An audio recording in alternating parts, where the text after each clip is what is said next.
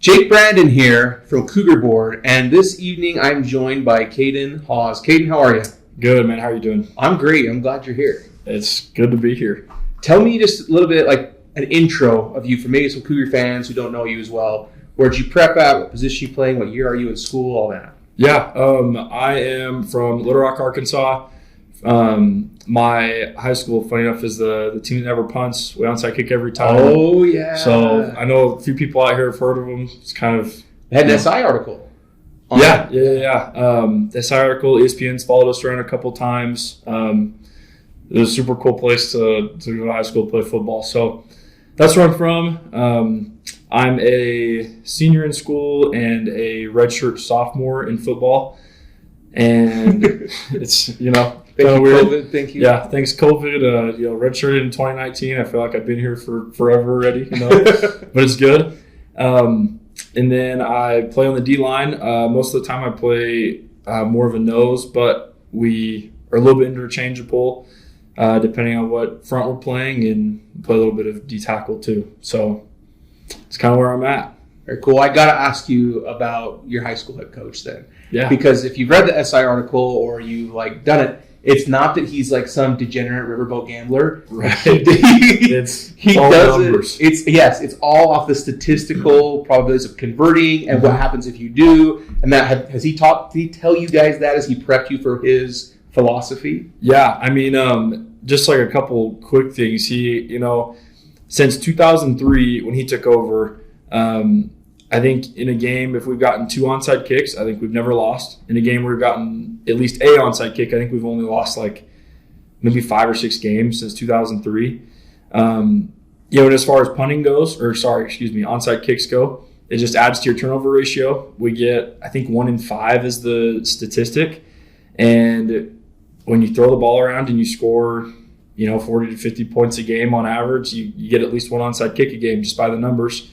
And in high school, kick coverage isn't very good. So you only give up 14 yards, I think the number is. It's a net of about 14 or 15 yards. Yeah. So it's, I'll give up 14 yards to get 1 extra possession. Yeah, and every time. And then as far as punting goes, if you turn the ball over, it's like 4th and 10 on your own, 5 or 10 yard line, and you turn it over, their chance to score is like a 95% chance.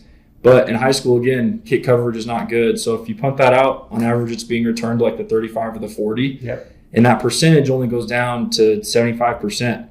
So we convert 50% of our 4th downs. So if it's a 50-50 shot and they're probably going to score anyways, might as well go for it. So yeah, and if I've called offense, and when you've got that 4th down in your back pocket, right when you're on that last drive of the game, you call the game differently. Oh, it's so different.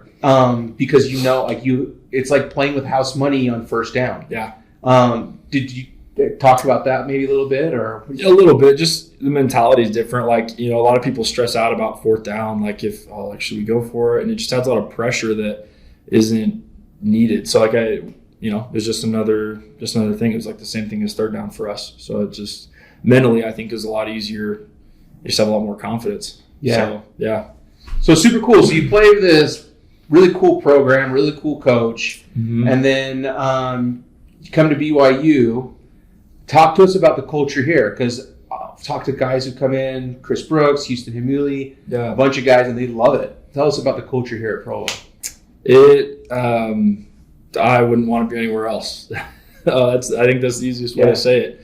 It was funny. I was recruited by Bronco and his staff for a couple months before I was recruited by Kalani. And, those guys did incredible things while they were here, really, keep BYU on the map after Lavelle. And but it's just a different feel. I mean, you can walk up to anybody, ask them for help, talk to them about, your personal life, about anything. Kalani walks up to me at least a couple times a week, just puts his arm around me and asks me how I'm doing. And aside from football, whether it's in the locker room or on the field or just as we're walking out to warm up, and all of our coaches are the same. We know all of them on a first name basis. I think, there's only a couple that I call coach, Kalani asked us to call him Kalani.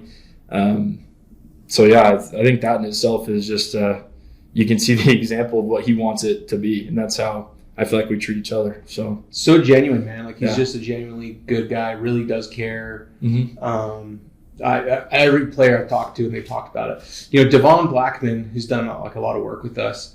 Devon talks about, he loves Bronco, by the way. Like he loves Bronco. There's nothing wrong with Bronco. But he's envious. He's envious of a lot of these guys who always wants to talk about Kalani and learn about Kalani because he hears what the culture's like, and he's just envious of it. Like he loved his time here. He loved Bronco and thought he was a great coach and all these things, but he still gets just like, oh man, Kalani's so cool and like just so nice. It is cool. Yeah. So let's talk about playing zero tech, right? Zero tech, you're head up on the center, right? And if you're playing head up in the center, I mean, there's a lot of things that could happen, but on a run situation, you're probably facing a double team. Would you agree? A lot of the time. Yeah. What is your technique or mentality when you know it's a run heavy team or it's a run down like a 3rd and a 2 or a 2nd and short? Like what technique do you work, or what do you tell yourself mentally when you know it's coming? Hold on as long as I can. I don't know. No, it's I think it's super important to focus on just playing one guy. Yeah. If you try to play both of them, that's when you get in trouble. Yeah.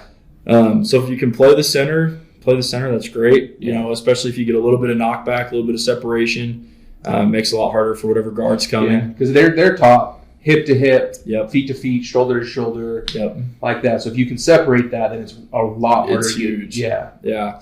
So I think that's the biggest thing. And then just getting off the ball pretty quick and